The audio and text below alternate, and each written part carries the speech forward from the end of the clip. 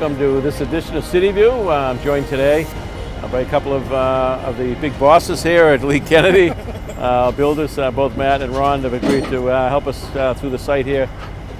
Some folks that may have been driving by either McGrath Highway to Revere to Hannon, you've seen the garage coming out of the ground, but there was a lot of prep work being done before the garage started to be visible. A lot of foundation work, and of course all the precast had to be constructed off-site.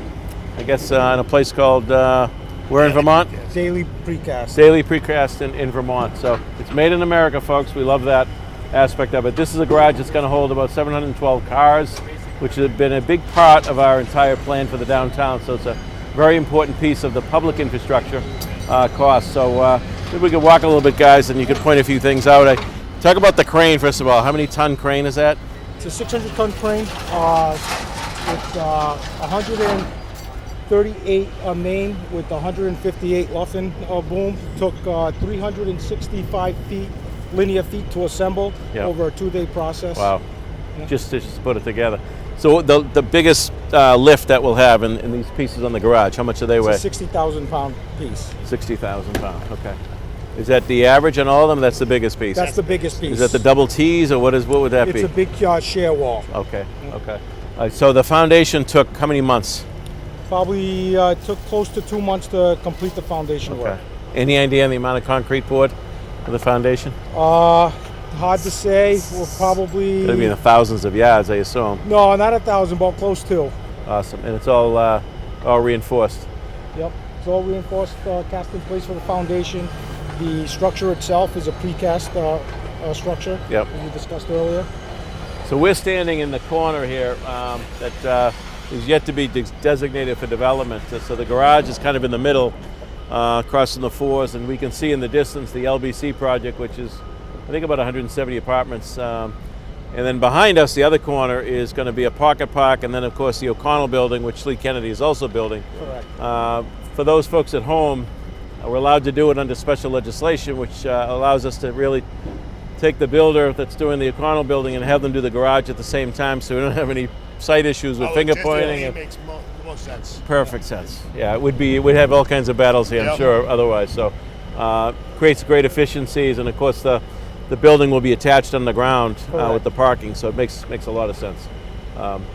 This is probably the most visible an important project for the downtown, because it's been talked about for decades, and we've talked about a garage for decades, so this is a part of the new transformation of this whole Quincy Center area. So some of you folks may remember the buildings that were knocked down on the corner there. None of them were anything to write home about, no historic value to any of them, and we had seen for a long time a great decline in the retail, which happened all across America on the main street with the advent of the plaza and the malls all across the country. So it's nice to see the reinvention now of Main Street, where we're creating downtowns where people live, where people work and play and enjoy. And I know you guys have probably visited some of the restaurants that we have in town. We do, quite frequently. What's your favorite?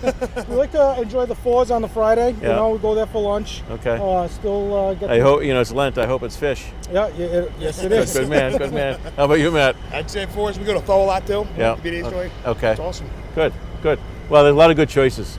For us. I do enjoy 16C and Albert as well.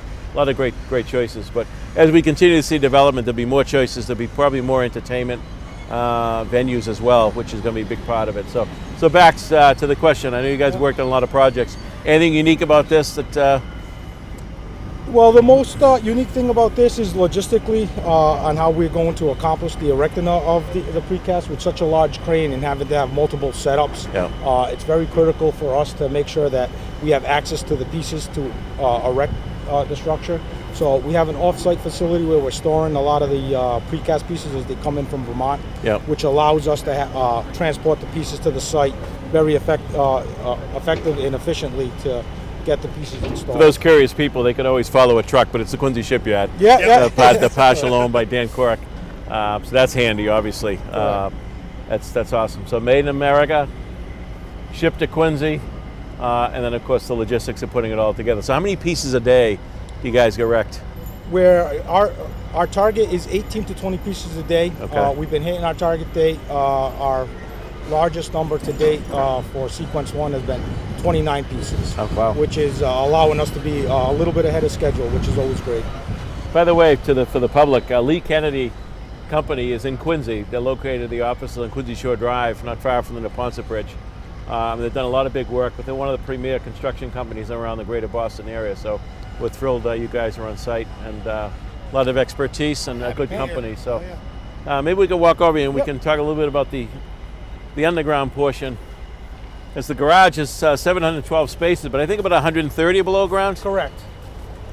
So below ground we have the parking area designated for the Chestnut development. Right.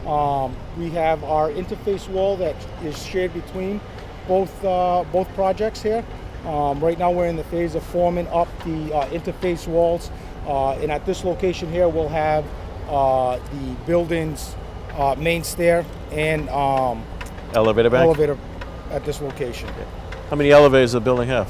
I'm not sure. That's 3 out. 3. Okay. And the for the public, the O'Connell building, Peter O'Connell is the one building it. Peter O'Connell and his family have developed a lot of projects in Quincy over the years. State Street South, Marina Bay, Quarry Hills, a number of buildings around the downtown area, the Hancock House and Hancock Court.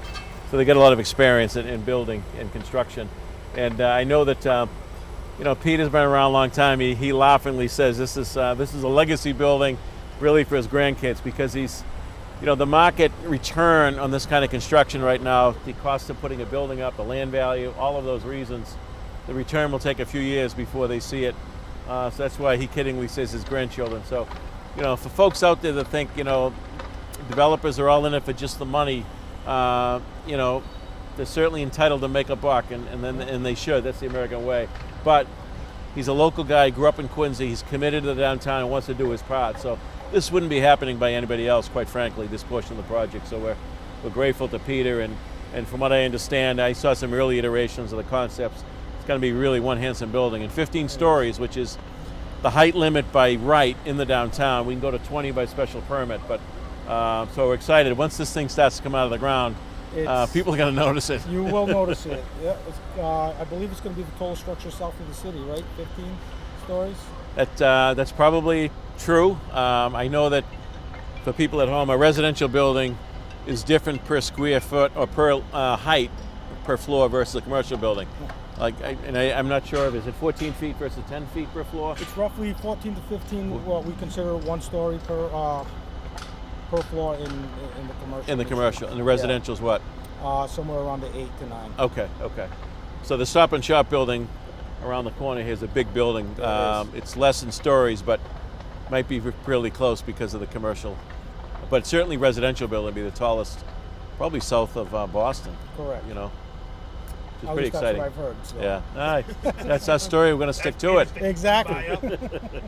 The views are going to be phenomenal, really. I mean, I don't know at what point, maybe the 8th or 10th floor, but the views of the harbor and the water will be pretty amazing. Brought a drone up there. Is that right? We brought floor to floor, did a 360. Wow. Exciting stuff. And as part of it, Cottage Ave gets widened. Correct. So to get into the garage, that'll be one of the egresses. So there'll be 2-way on that portion of Cottage. Hancock Street will still be a 1-way going out, but so the Cottage will be widened. On the corner is going to be a beautiful green space. We're installing a number of pocket parks throughout the downtown because the green space is important. You want the place to be able to breathe and place for people to get out and enjoy and even just sit and read a newspaper, So it's an important aspect of it as well. Particularly when you talk about the density of the buildings, it's more important to have some of that green space. So we're looking into the site. We're looking down at and at the end of the construction of the garage, there's then that new Civic space between here and the Fours building. Correct. So that's going to be, is it pavers or what's the finished product? It's with beds. Okay, so that's going to be an area where I think it's about 15,000 square feet. Close. That sound about Yep. right? So there could be civic events in there. We could have the farmers market in there, but again, we'll have density around it, but it's going to be another space that people will be able to enjoy. And I want to thank Timmy Colton from the Fours and Kerry Lynch from 16C, Leo Kecker from Albert. Everyone's been pretty patient working with us because there's no easy way to do these things. No, there is not. Everybody wants change, but a little disruption and people get a little concerned. Nobody wants to get this thing done quicker than I do. But we appreciate their cooperation. They've really been helpful. And the nighttime parking has worked. We thank County Commissioner Joe Shea and the county team for letting us use the courthouse lot at night. The Ross lot is available at night. So if people want to come down here, unless you want to park at the front door, there's plenty of parking. There really is. The daytime is a little bit of a different issue. But so I want to thank those business owners that have done a really remarkable job in investing in Quincy, but they've been patient through this. And quite frankly, I think they're going to be rewarded at the end of the day when we're all finished here. So I want to thank you guys, Ron. And I'm sure I'll see Lee Kennedy in the near future. I hope so. Matt, thank you. Appreciate all the work here and appreciate you taking us around, showing us the site. Yeah. And maybe you'll catch the show. Yes, I will. Thank you. Thanks, guys. Appreciate it. Thank you. Thank you. We're walking through the alleyway that connects Hancock Street over to the Ross Way. This is the direct route between the Ross parking lot and all the activity on Hancock Street. And we remind people coming to restaurants, this is the place to park at night. There's plenty of availability. We encourage you to use it for that purpose.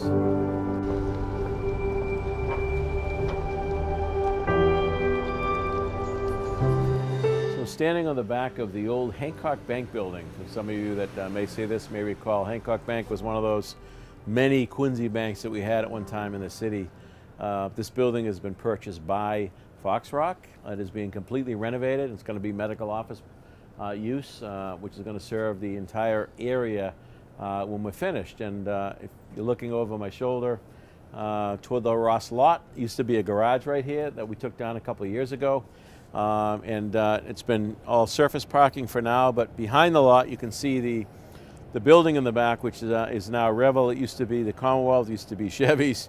You have the coffee break, Lisa's dance studio, and you have the fish store at the end of the building. All of that building has been purchased by Fox Rock. That is part of what will be the major development on this Ross side. That building will come down. I know that Fox Rock's in the process now of working with all the tenants, trying to help them move on to new locations.